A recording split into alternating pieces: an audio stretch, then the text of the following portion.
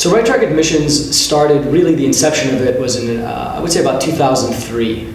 I was applying to law school, and to take a few steps back, even before I applied to law school, when I was applying to undergraduate schools, I had studied actually in Egypt. I studied in the British International School in Cairo from 1990 to 1998. And so when I applied to universities in the United States, I had to put together a personal statement and have a strong SAT score. Because I was in the British system, basically I felt that the critical way of thinking in the British system was very different to the standardized testing required by American universities, and so I didn't do very well in the SAT. Subsequently, I graduated top of my class from UCLA, summa cum laude, and so I felt there wasn't necessarily a correlation between standardized testing and the grades that you can actually get in university or in a graduate program. So subsequently, several years later, I was applying to law school now in 2003. Again, faced the same trauma. I took the LSAT not once, not twice, but 3 times, scoring a very average, mediocre score. But again, as I said, I graduated with great grades, and so I didn't feel like I should just go to a middle-tier law school. I really wanted to aim for the top schools, and so I worked really hard on my application. And in 2004, submitted my applications and was admitted to UC Berkeley for law school, despite my weak LSAT.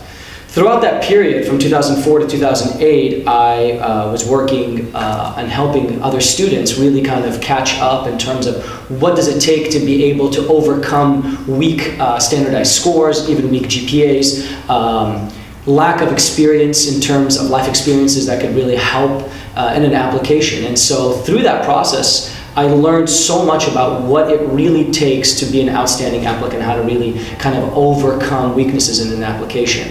And so in 2008, I started Right Track under the auspices that we could really be able to help students, not just in the US, but internationally, be able to come up with phenomenally compelling stories that would really make them shine and get into top schools. Students in the Middle East, I don't feel are going to get the same kind of support unless they're going to a very expensive private high school, the same kind of support that they would get in terms of what Americans or Brits or other Europeans may get in terms of resources to know which schools to apply to, where they can get scholarships, how to best position their applications, where they can get and who they can ask for recommendations, and how those recommendations should really be written and really kind of created so that they could allow the students to stand out. And so we feel that we're very well positioned to help students from the Middle East, specifically from Egypt, be able to kind of overcome certain lack of resources that they may be facing by being able to get them up to speed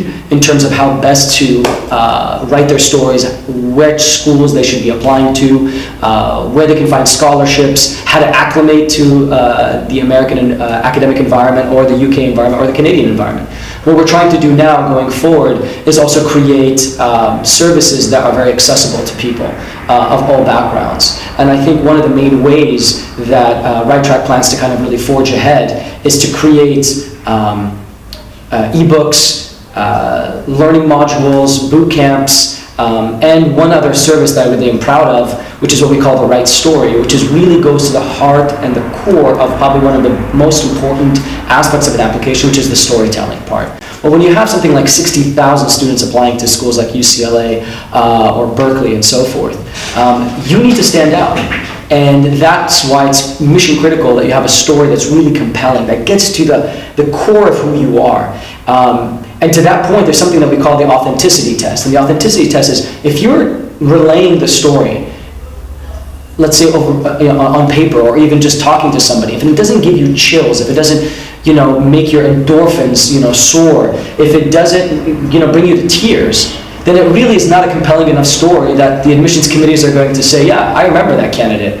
And so that's something that we're really focusing on going forward as well, is really coming up with a mechanism to be able to help people tell stories in a more compelling fashion in a shorter period of time. Just get straight to the point, write it down, put it onto paper, and then perfect it for the schools when they apply.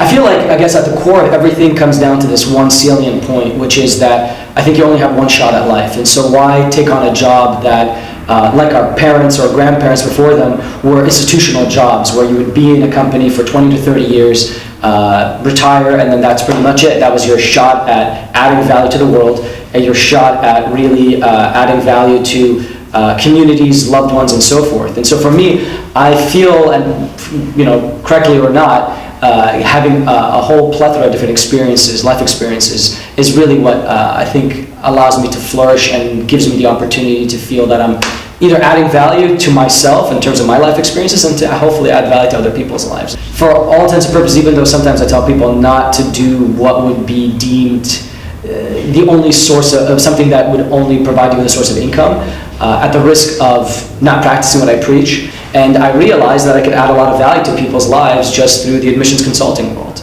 And so I did that. I did that full time. And then coincidentally, as life is, as Steve Jobs said, is a series of dots that are kind of thrown, scattered, and somehow, some way, you just found yourself navigating to a point that you didn't really expect would transpire, but it does. There's a method to the madness. Something is maktub. It's there. It's pre-subscribed, so to speak. It was tough. I'll be perfectly frank. I mean, I grew up in Switzerland. I was born there. I grew up, later on moved to Egypt, where I felt in place and out of place throughout most of my time here. I was one of a few, I guess, Iraqis that were living in Egypt in 1990.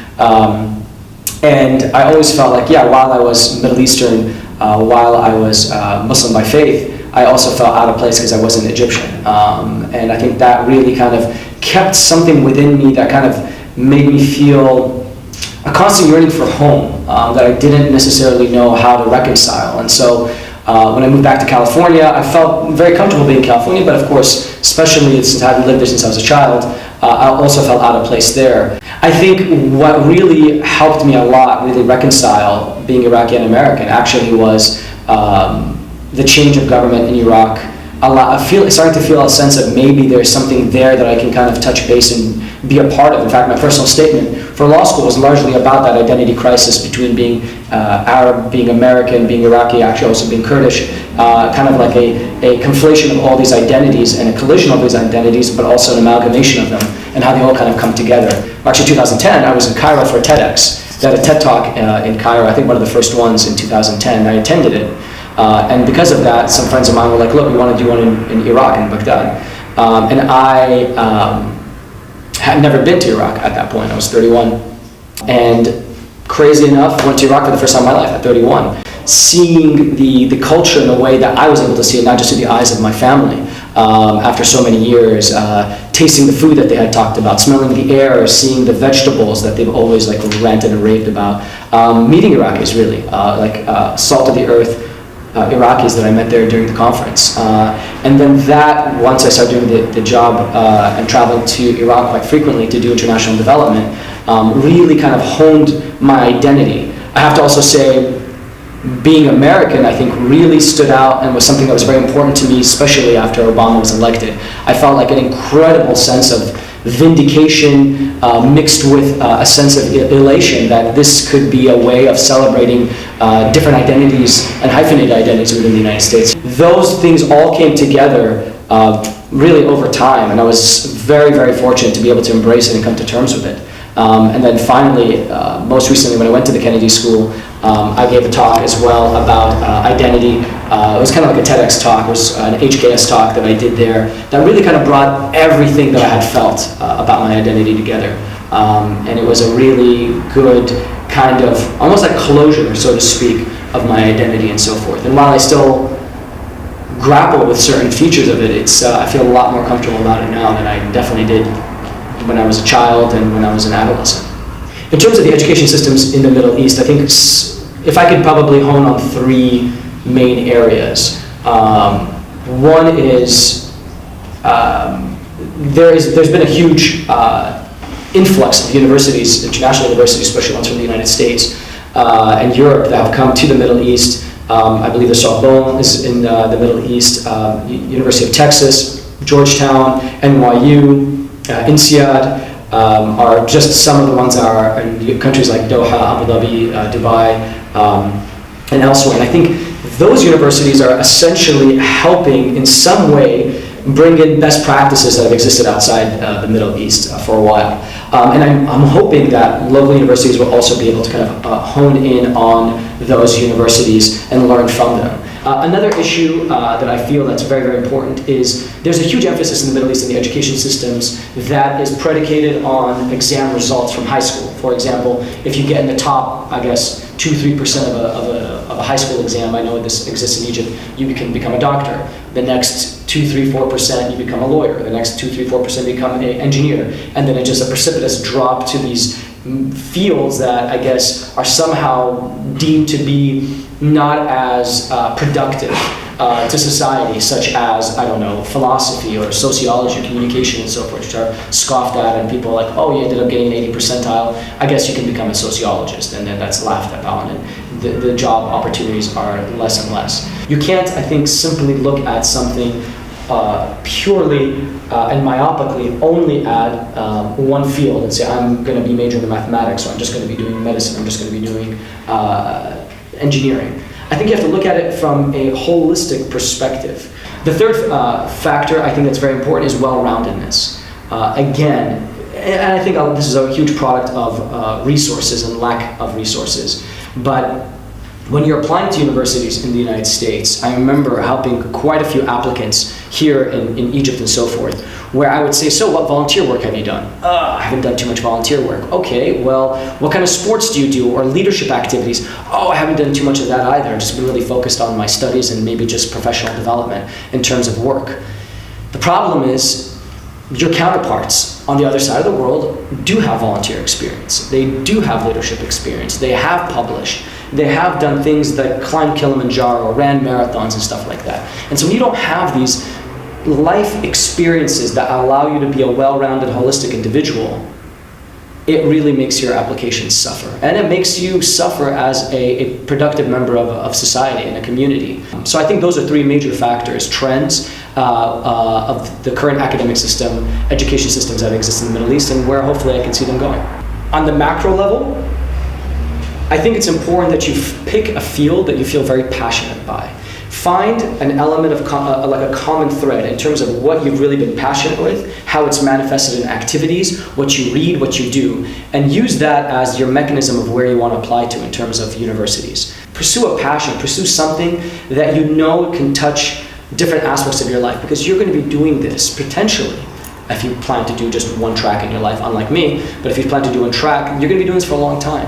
And you don't want to suffer doing the same thing that maybe your parents or your grandparents did simply because they thought that's going to provide them with the security that they need. On a micro level, to get a little more granular, I would say when thinking about and putting together your applications in terms of part of your academic journey, whether it's graduate school or undergraduate school, first and foremost, I would give you a couple of tips. One, fresh off the bat, write down 10 things that are no-miss, that are so mission critical to who you are and who your character is, the life experiences you have. You know, like say, oh, I volunteered here, something had happened to me personally here, I really excelled in these classes here, I met this person that really was formative in my life here, I traveled to this place that really just kind of gave me a certain lens that I had never really experienced before. Write down these 10 points that are so important and critical to you, so that when you put out all the questions that are for that school, you can then figure out what points go into what essay, so that you can distribute your experiences and provide a very holistic answer to who you are.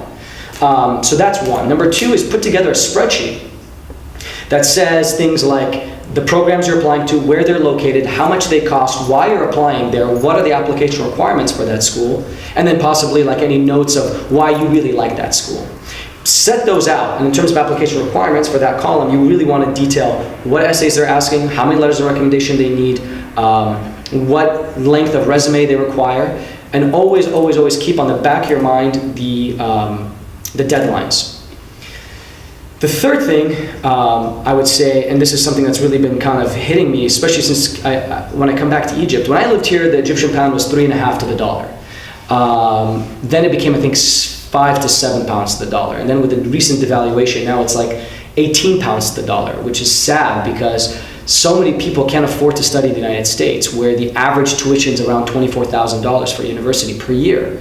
Create that spreadsheet, figure out what schools you want to, come up with that best story that really makes you shine, put it all together, and then you apply, and then you were like, hang on a second, this is gonna cost me $200,000, how am I gonna afford this? So be very, very weary and actively seeking scholarships as soon as possible. So that's something to kind of keep in mind when you're looking into your academic journey and deciding to apply to either undergraduate or graduate schools.